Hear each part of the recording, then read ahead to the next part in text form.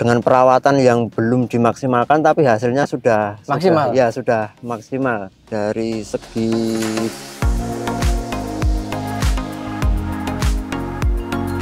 Assalamualaikum warahmatullahi wabarakatuh, sahabat petani semua. Video kali ini kita akan belajar tentang budidaya tanaman semangka langsung dari suhu dalam budidaya tanaman semangka dengan kualitas buah jelas sangat-sangat istimewa. Ingin tahu kiat suksesnya seperti apa? Video lengkapnya setelah yang satu ini.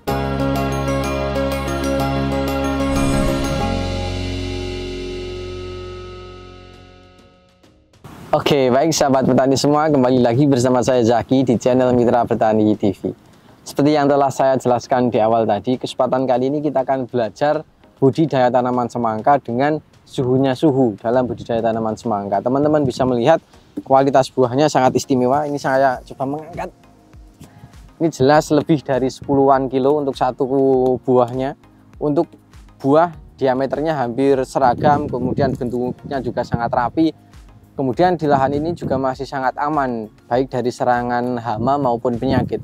Kemudian di tengah cuaca yang cukup ekstrim, lahan ini bisa dikategorikan tahan-tahan banting gitu. Kemudian video ini kita akan mencoba belajar tentang kiat sukses dalam budidaya tanaman semangka, dimulai dari hal terkecil yang mungkin wajib untuk kita perhatikan. Tentunya banyak info yang sangat menarik yang akan kita bahas di video kali ini. Untuk itu, tanpa lama-lama lagi kita akan langsung masuk pada sesi wawancara.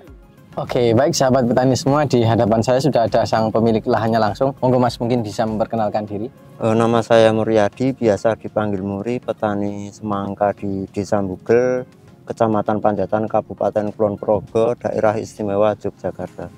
Mas Muri ya Mas ya, yang beralamat di Kecamatan Panjatan, ikutnya Kabupaten Kulon Progo. Mas Muri ini adalah salah satu tokoh yang bisa dikatakan cukup senior dalam budidaya tanaman semangka. Untuk budidaya tanaman semangka ini sudah berapa tahun Mas ini? Untuk bertani semangka sudah 10 tahun Mas. 10 tahun, itu yang manajemen sendiri? Iya, sudah manajemen sendiri. Kalau yang membantu kayak gitu? Kalau yang membantu orang tua itu udah dari kecil ya. Dari kecil, berarti memang untuk berbudidaya tanaman semangka bisa dikategorikan sudah passionnya. Dan memang setiap musim budidayanya semangka Mas? Iya, saya kalau tanam itu hampir setiap tahun itu bisa 3 kali, selalu semangka. Selalu semangka. Dan jadi memang keahlian terhadap budidaya semangka mungkin dari Mas Muri ini kita bisa belajar banyak hal gitu. Yang pertama Mas Muri, untuk musim tanam sendiri untuk di lahan pesisir seperti ini satu musim berapa kali nih Mas? Satu tahun berapa kali? Satu tahun itu kalau ditanam terus bisa 4 kali. Bisa 4 kali. Cuma untuk yang paling optimal itu 2 kali di bulan Agustus sama Februari. Jadi kalau untuk saat ini juga penanaman bulan Agustus ini? Iya, ini penanaman bulan Agustus.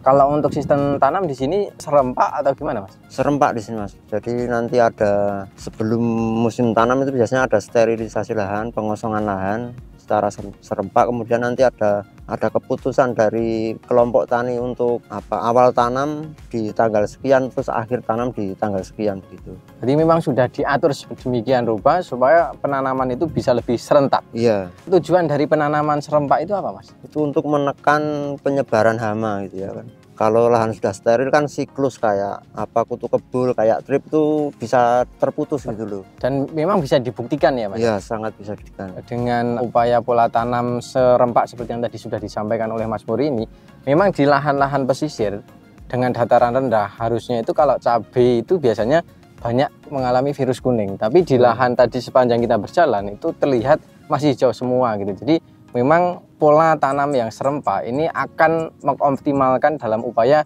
pengendalian hama gitu ya Mas. Jadi segi biaya perawatan juga bisa lebih sangat berkurang. Sangat berkurang.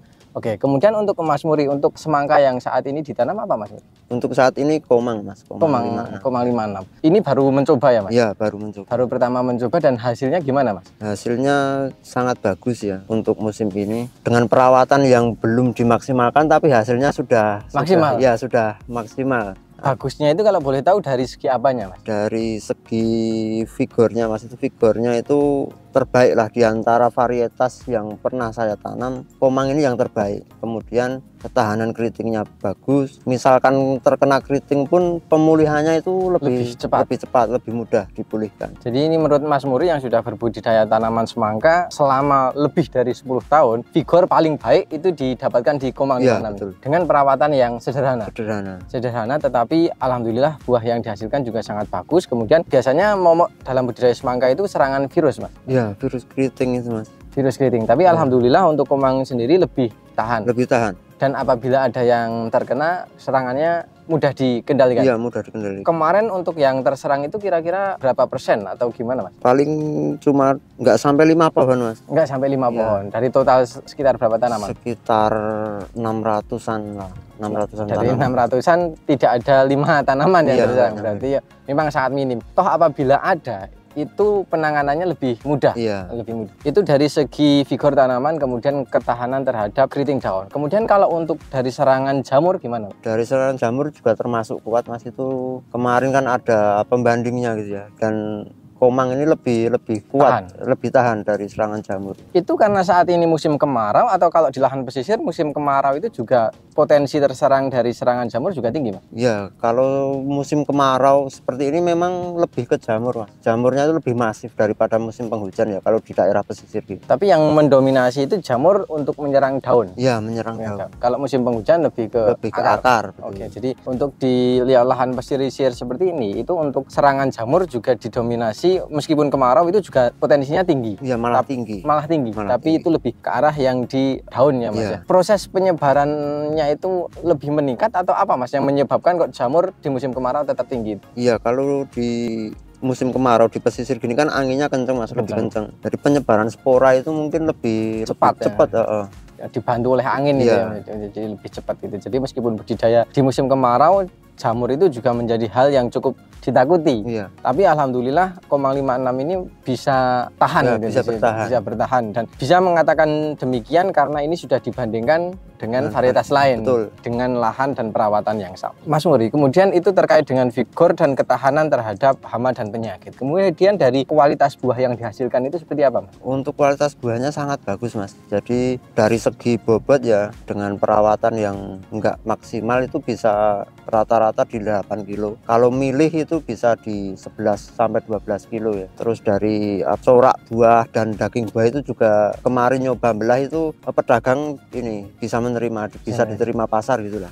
Jadi dari corak bagian luar, kemudian dari daging buahnya, kemudian dari warnanya ini juga. Kemudian kalau saya lihat, Mas, untuk Komang 56 ini kan dia berbiji, Mas. Tapi kalau saya lihat bijinya itu tidak sebanyak varietas lain. Apakah benar demikian, Mas? Ya, betul memang bijinya sedikit ya. Meskipun berbiji tapi bijinya sedikit. Padahal varietas ini adalah varietas yang masih berbiji harusnya. Tapi jumlah bijinya kok sedikit. Ini juga menjadi nilai tambah. Dan kemarin juga sudah mencoba mengundang pembeli dan diminati, Mas. Sangat diminati. Jadi baik dari bagian luar maupun bagian dalamnya ini diminati. Kemudian dari bobot kalau untuk rata-ratanya di angka 7-8 kilo. 8 kilo itu kalau dipukul secara global ya sahabat petani semua. Tapi kalau mau milih itu ada yang lebih dari 11 sampai 12 kilo. Ada. Bahkan mungkin bisa lebih karena situasi tanamannya itu satu tanaman ada yang dibuahkan 1-2. Betul. Jadi mungkin itu juga menjadi PR, Mas. Ya, itu bisa menjadi PR, bisa menjadi keuntungan juga. Jadi kalau harga bagus itu ya bagusnya dibuahkan satu dapatnya besar gitu kan.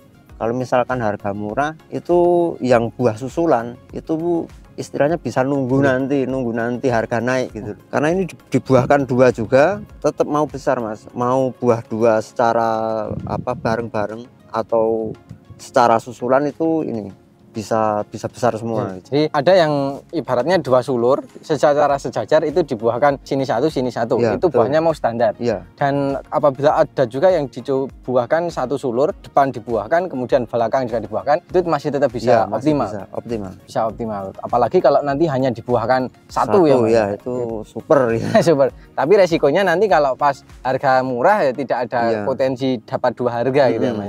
Jadi tentunya masing-masing perlakuan itu ada plus dan minusnya. Kemudian untuk Mas Muri sendiri Mas, untuk biasanya untuk satu tanaman itu dihidupkan berapa sulur Mas? Itu semua. Semuanya? Iya, kalau saya itu pokoknya satu pohon itu dipelihara semua, karena pada prinsipnya semakin banyak daun itu semakin bagus ya untuk proses fotosintetisnya, pengolahan dari pupuk kemudian didistribusikan ke buah, ini semakin banyak daun semakin bagus. Semakin bagus. Tapi buah yang dipelihara juga terbatas tetap Pak? Iya. Meskipun sulurnya banyak tidak dibuahkan semua? Iya, tetap satu lah ideal. Kalau mau super itu satu saja. Kalau mau nyari diameternya yang besar, bobotnya Iya. tinggi itu hanya efektif dibuahkan satu. Iya. Tanpa melakukan perempelan tunas air ya Mas? Iya. Mungkin perempelan daun dilakukan apabila jarak tanamnya mungkin Iya, kurang kurang ideal lah. Kalau menurut Mas Muri untuk jarak ideal untuk budidaya semangka ini berapa kali berapa Mas? Kalau di sini itu jarak tanam antar pohon itu 60 cm, kemudian antar bedengan itu 5 meter. 5 meter. Jadi nanti dua bedengan ditempukkan jadi satu gitu. Jadi 60 kali 5 meter. Untuk posisi buah yang dibuahkan untuk semangka itu biasanya diletak daun keberapa ini? Kalau saya rata-rata di atas daun 17 ya, 17-18 atas. Itu posisi buah itu berpengaruh pada diameter kemudian ukuran atau tidak? Iya. Kalau semakin jauh itu sebenarnya potensi besarnya itu lebih tinggi ya. Karena proses matangnya itu kan lebih lama. Jadi masa pembesaran buah itu kita bisa maksimalkan gitu kan. Tapi ya resikonya buahnya matangnya lama gitu loh. Di waktu panennya bisa agak mundur. Agak mundur. Tapi betul. kualitas yang dihasilkan itu bisa lebih bagus. Betul. Kalau dari segi ukuran untuk yang jauh itu biasanya lonjong atau Ya, gimana? biasanya lebih yang panjang itu lebih memanjang. Agak memanjang. Iya. Kalau yang dekat itu bulat. Bulat ya, Bulat. Jadi kalau bulat itu untuk mau berkembang agak sedikit kesusahan, ya. tapi kalau yang bentuknya agak memanjang itu untuk diameter besar itu lebih memungkinkan. Ya. Dari bobotnya juga lebih. Cuma resikonya di umur panennya yang Ya. biasanya agak mundur. Kemudian perawatan juga apabila buru-buru terserang jamur juga Ya, itu juga ada repot juga.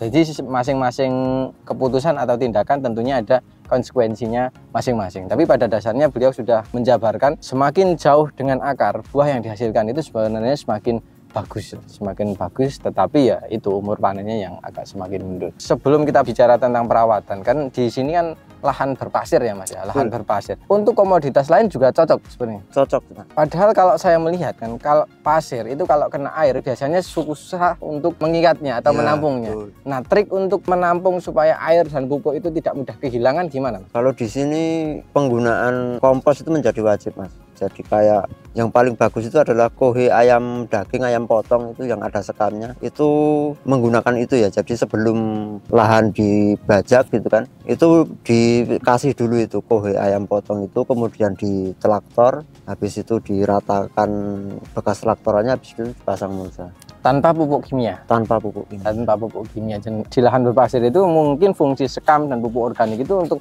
membantu mengikat itu ya, Betul. Mas ya. Jadi polanya tentunya berbeda ya kalau di tanah sawah dengan tanah berpasir seperti ini. Karena memang kalau air itu kalau tidak ada yang membantu menampung itu langsung hilang. Langsung hilang. Baik pupuk maupun air itu akan hilang, dan dengan bantuan bahan organik terutama tadi sekam ya Mas ya, sekam ayam potong itu di situ sudah ada kohenya tapi juga ada sekamnya, itu akan membantu untuk menahan supaya tidak mudah kehilangan. Kemudian ada proses dekomposisi atau tidak Mas? Ada Mas. Biasanya apa yang digunakan untuk kalau saya biasanya M21. Disemprotkan ya Mas? Disemprotkan kemudian ditutup menggunakan tanah baru dipasang mulsa. Iya betul. Nah, dari proses itu sampai proses penanaman itu ada waktu yang dibutuhkan Mas? Enggak sih Mas, biasanya setelah pasang mulsa itu kalau bibitnya udah siap ya kita bisa langsung tanam. Oke, kemudian kalau untuk alasan kenapa tidak memberikan pupuk kimia sebagai pupuk dasaran itu kenapa Mas? Kalau saya sendiri pertumbuhan awal kalau pakai pupuk kimia di dasar itu nanti terlalu lebat pohonnya. Jadi kalau pohon terlalu lebat ini nanti juga agak repot juga ya. Kalau misalkan pucuk yang terlalu besar itu lebih rawan terserang hama kayak gitu. Jadi kalau saya awalannya ini pohonnya standar, tapi nanti ketika mau dibuahkan ini baru dilebatkan gitu. Jadi lebih bermain di pupuk susulannya. Iya. Jadi untuk pupuk dasaran memang steril, tidak ada pupuk kimianya gitu. Jadi mungkin itu adalah bagian dari trik. Tentunya beliau sudah berpengalaman bertahun-tahun budidaya semangka dan itu yang dipraktekkan dan alhamdulillah triknya itu cukup berhasil gitu ya Mas. Mungkin itu sahabat petani semua yang bisa kita bahas pada video yang pertama ini. Sebelum kita akhiri, saya akan mencoba menyimpulkan. Yang pertama, lahan milik Mas Muri ini memang murni lahan berpasir yang sudah sangat dekat dengan pantai. Dan untuk di lahan ini setiap tahun itu bisa 4 kali untuk budidaya tanaman semangka.